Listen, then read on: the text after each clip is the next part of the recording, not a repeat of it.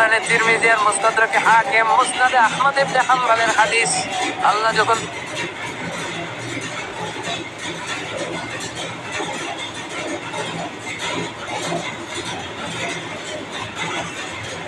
পৃথিবী বানালেন, এই পৃথিবীটা ঘোরার পাশাপাশি কাঁপাকাঁপি শুরু করে দিল। এই পৃথিবীর কাঁপাকাঁপি বন্ধ করার জন্য রব্বুল আলামিন পৃথিবীর মধ্যে পাহাড় গেড়ে দিলে। 7টা tectonic plate, 7 tectonic plates creates the mountain range on earth।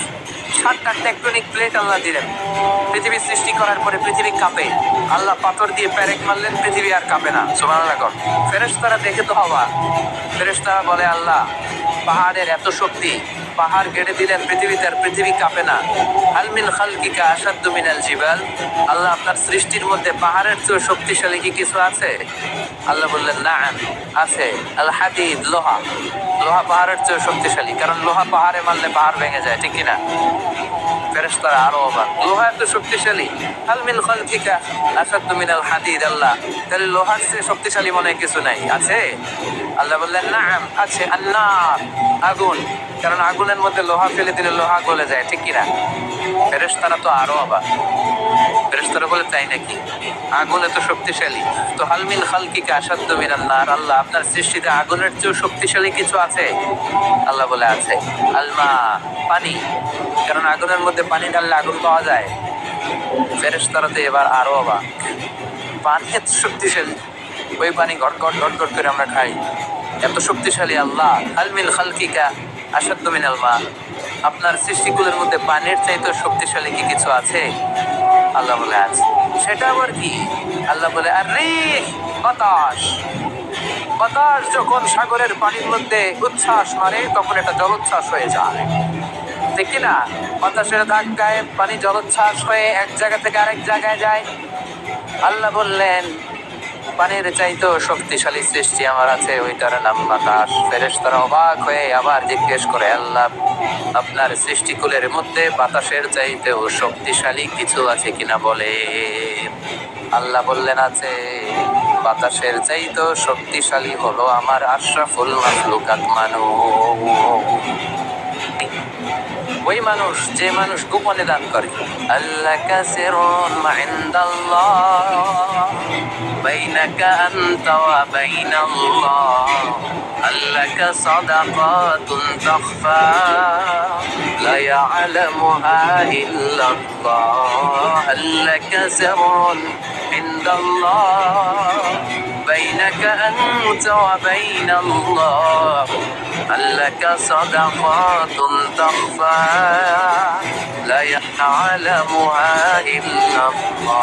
পড়তে হবে আল্লাহু আকবার। গোপন দান যিনি করে তিনি সবচাইতে শক্তিশালী, ঠিক কিনা? এজন্য মাতোয়াইলের ভাইয়েরা, গোপন দান করতে রাজি আছেন নাকি? অমুক ভাই বিশিষ্ট সমাজ সেবক 2 লক্ষ টাকা, বলেন মারহাবা, এভাবে দান করবেন। মারহাবা করলেও আসি, না করলেও আসি, ঠিক কিনা? মারহাবা যদি বলে দেন, সমস্যা নেই। মারহাবা না বললেও দিবেন। তাহলে খুশি কে? বেশি খুশি হয় যখন লুকায় লুকায় দেন, নাম না জানায় দেন। ওই দান আল্লাহ এমন ভাবে কবুল করে, ওই দানের কারণে 7 শ্রেণীর ব্যক্তিকে আল্লাহ আরশের নিচে ছায়া দিবে। যেদিন কোনো ছায়া পাওয়া যাবে না, ওই দিন ওই ব্যক্তিকে আল্লাহ টেনে আরশের ছায়ার নিচে বসিয়ে দিবে।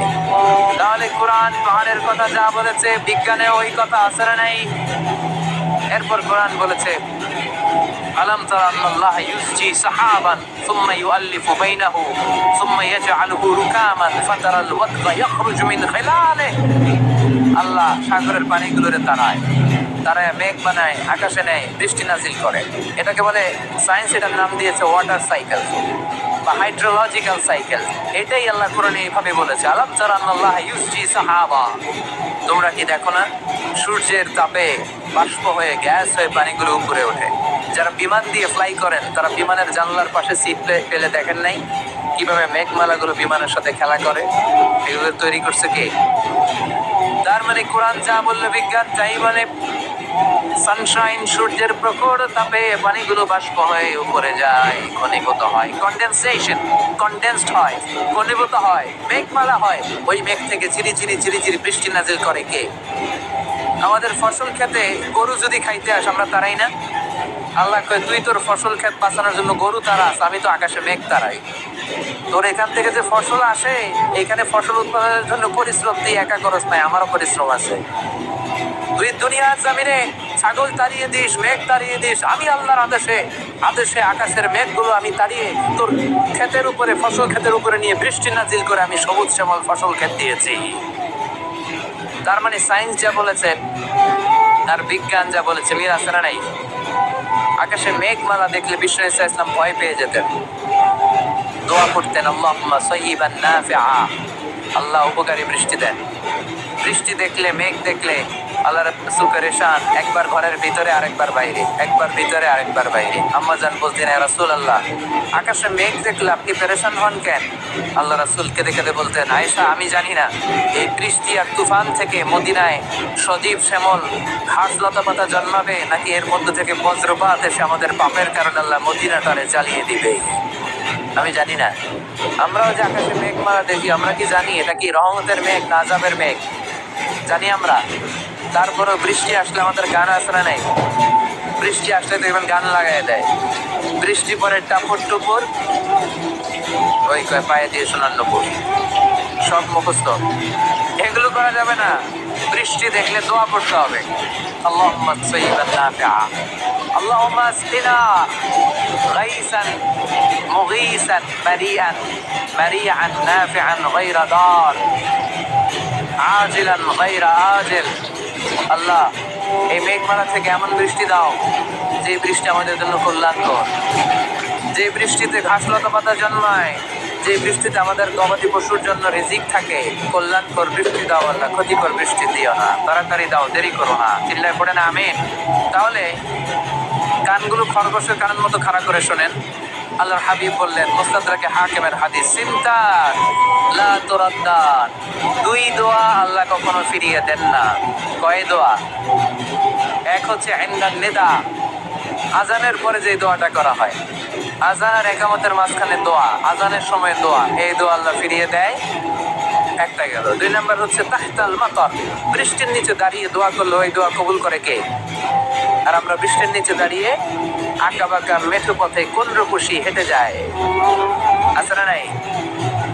বৃষ্টি আসলে আমরা ভাবুক হয়ে যাই, দরজা জানলা বন্ধ করে দিয়ে অনেকে গান বাজনা ছেড়ে দেয়, হিন্দি গান লাগায় দেয়। এই 16 ডিসেম্বরেও দেখলাম কিছু কপাল পোড়া বাংলা দেশাত্মবোধক গানের পরে হিন্দি গান লাগাই দিচ্ছে। কত বড় টাকায়, কোথায় কি করতে হবে ওইটাও জানা। এই জন্য বৃষ্টি নাজির হলে আমরা যেন আল্লাহর কাছে দোয়া করি। বৃষ্টির সময়ে দোয়া করলে ওই দোয়াটা কবুল করে কে? তাহলে ফিজিক্সের এই পোর্শনে আমরা লোহা নিয়ে কথা বললাম, বায়োলজিক্যাল অ্যাসপেক্ট অফ মাউন্টেইনস, পাহাড় নিয়ে কথা বললাম পানি নিয়ে। এবার আমরা জুলজি নিয়ে কিছু কথা বলে মোনাজাতের দিকে যাবো ইনশাআল্লাহ। প্রাণীবিদ্যা, জুলজি মানে কি? প্রাণীর কথা তো আর কোরআনে নাই। প্রাণীর নামে আল্লাহ কোরআনে একটা সূরা দিয়ে দিয়েছে, সূরাতুল আনআম। আবার 5টা প্রাণীর নামে আলাদা আলাদা সূরা আছে না নাই? সূরাতুল বাকারা,